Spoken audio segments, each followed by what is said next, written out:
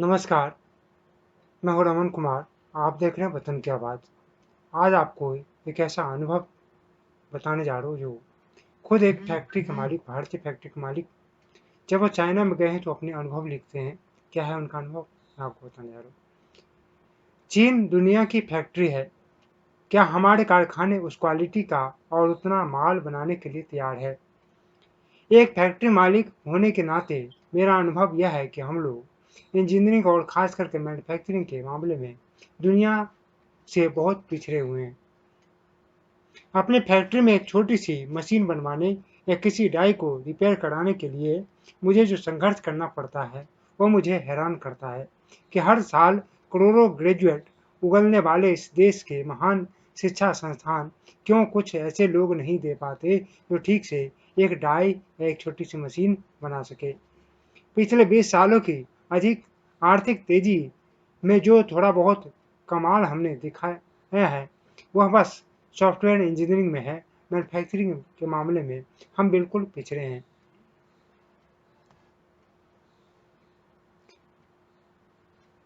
ऐसा क्या ऐसा इसलिए है कि भारत चिंतन करने वालों का देश रहा है। हाथ से काम करने का यहाँ नीची निगाह से देखा जाता है। इसलिए हमारी आबादी के सारे तेज दिमाग लोग किसी ऐसे पेशे से में नहीं जाते जिसको हाथ का काम हो। वे सिर्फ पढ़ने के लिए सोचते हैं और सोचने के लिए पढ़ते हैं। एक अमूर्त कंप्यूटर प्रोग्राम को डिकोड करना हमारे लिए आर्थिक अधिक आसान है बजाय कि रंदा चलाकर एक लकड़ी का मेज बनाना। हमारे सारे शिक्षण संस्थान सिर्फ सोचना सिखाते हैं, करना नहीं। ऐसा मैं उस चीन से हम कैसे जीतेंगे जो 8वीं क्लास पास करने के बाद ही बच्चों को सीधे ही कोई हुनर सिखाते हैं, वोकेशनल कोर्स कराते हैं। अपनी चीन यात्रा के दौरान मैंने जाना था कि चीन ने अपने हुनरमंद की इज्जत की, उन्हें उद्यमी बनाया। दूसरी तरफ हमारी सरकार ने इनफॉर्मल इकोनॉमी कहकर उनकी बेइज्जती की। सरकारी अफसर ने उन्हें इतना डराया धमकाया कि वे बड़े होने से डरने लगे।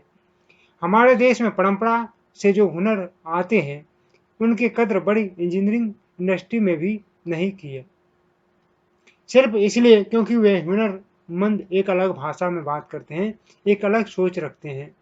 उनके पास एक बड़ी डिग्री नहीं है, इसलिए उनसे क्यों इज्जत नहीं दी जाती। उनकी शब्दावली उनकी दुनिया की है, इसलिए उनकी कोई अहमियत नहीं है। वो इंग्लिश बोलना नहीं जानते, इसलिए उनकी कोई अहमियत नहीं है। इसलिए हमारे यहाँ ये दोनों दुनियाएं अलग अलग समानांतर चलती रही है और एक दूसरे को कोई फायदा नहीं पहुंचा पाई। अगर पढ़े लिखे इंजीनियर अपना अहंकार छोड़कर इन दोनों दुनियाओं के बीच में पुल बनाने की कोशिश करते तो आज हम मैन्युफैक्चरिंग के मामले में भी इतने पिछड़े नहीं होते। बेशक हमारे युवा संख्या में बहुत है, पर एक बार उनकी क्वालिटी पर भी नजर डालिए। स्कूल कॉलेज से कच्ची पक्की परीक्षाएं पास किए ये लोग अब खेती करने में बेइज्जती महसूस करते हैं और उनके पास ऐसा कोई योग्यता या ज्ञान है नहीं जो फैक्ट्रियों में काम का हो। 12वीं पास बच्चा किराने की दुकान पर सामान का हिसाब भी ठीक से नहीं जोड़ पाता। हमारे स्कूल के पाठ्यक्रमों में ऐसा कुछ नहीं जो बाजार में काम हो।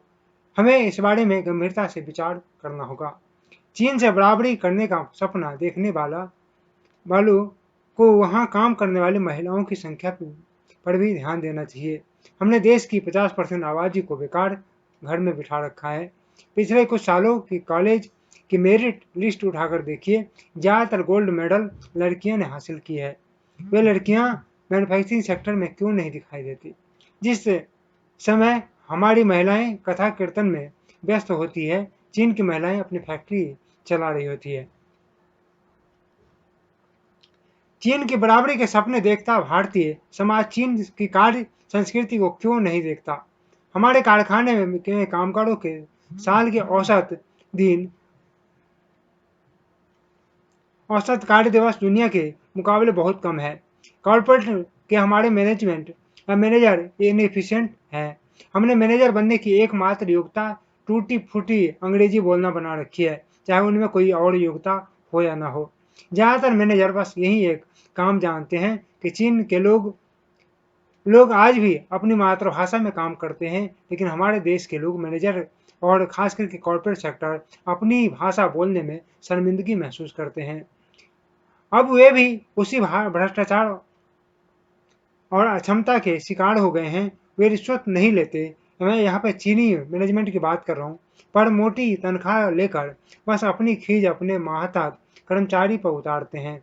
यह बात मैं किसी किताब में पढ़कर नहीं, अपने व्यक्तिगत अनुभव से के आधार पर कहता हूँ। आप सोचेंगे यदि भारतीय समाज में इतनी बुराइयां हैं तो फिर 20-30 सालों में हमने इतनी तरक्की कैसे की है। तो उसका भी मैं बताता हूँ कि तरक्की कैसे की है। मेरे विचार में इसकी एक बड़ी वजह है जमीन का पैसा। 1991 में पीवी नरसिम्हा राव की सरकार ने आर्थिक सुधार लागू किए, उसे विदेशी निवेश आया। फिर अटल सरकार ने बड़े राजमार्ग बनाए, होम लोन सस्ते हुए। इनकी वजह से जमीन के दामों में बहुत बड़ा उछाल आया।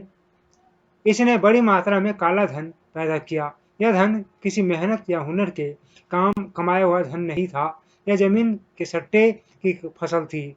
इस काले धन ने जो डिमांड पैदा की, उसके लिए हमारी सप्लाई साइड तैयार नहीं थी, क्योंकि उसके पहले से 20-25 साल देश में मंदी की वजह से नई फैक्ट्रियां, नए कारोबार, नए उत्पाद की उस तादाद में नहीं लग पाए कि रातों रात नई फैक्ट्रियां लगना संभव हो नहीं थी।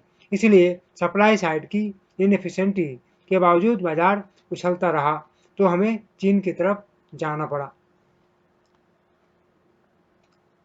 बाप दादाओं के खेत बेचकर स्कॉर्पियो खरीदने वाला एक नया वर्ग पैदा हुआ, जो जमीनों की दलाली में धन कुबेर बना। अपने देश की परिस्थितियों और गरीबी के हिसाब से कोई नहीं सस्ता मकान या अन्य कोई तकनीकी ढूंढने में किसी का ध्यान नहीं गया। कोरोना इस तरह से वरदान है कि इजी मनी के नशे में गाफिले हमारे देश की प्रतिभाओं को शायद यह नींद से जगा दे। मजबूरी में ही सही हम अपने कंफर्ट जोन से बाहर आए। कुछ दिन पहले जो N95 मास्क 100 रुपये से अधिक में मिलता था, आज हमने चीन के मशीनें मंगाकर अपने यहाँ बनाना शुरू किया, तो यहाँ पर उसकी कीमत मात्र 30 रुपये का रही है। केवल मुंह बनाकर अंग्रेजी बोलना सिर्फ भाषाएं योग्यता है, तरक्की के लिए मेहनत भी करनी होती है। शायद हमें एहसास हो कि धर्म और जाति नहीं, गरीबी और भुखमरी अधिक महत्वपूर्ण है, और इस वक्त हमें एक दूसरे का हाथ पकड़कर इस मुश्किल और मुसीबत से पार पाना है। दूसरे विश्व युद्ध के बाद जब दुनिया ने जर्मनी का बहिष्कार कर दिया, तब वहाँ के इंजीनियर ने लगभग हर मामले में अपने देश को आत्मनिर्भर बना लिया। यदि हम वास्तव में चीन का बहिष्कार करना चाहते हैं, तो हमें सबसे पहले अपने मेहनत कश समाज को मजबूत करने के साथ साथ देश हित की सर्वोपरि रखकर आगे बढ़ना होगा। जब भी हमारा देश आगे चल पाएगा और चाइना की बहिष्कार करने के बाद जो माल की कमी होगी उसको पूरा कर पाएगा, इंडस्ट्री खोलेगी, उत्पादन क्षमता बढ़ेगी। नमस्कार, वतन की आवाज़ में आप सभी का फिर से बहुत बहुत धन्यवाद पूरा वीडियो देखने के लिए। आप लाइक एंड सब्सक्राइब जरूर करें, ताकि हम आगे भी आपके सामने ऐसे कुछ वीडियो लाकर रखें।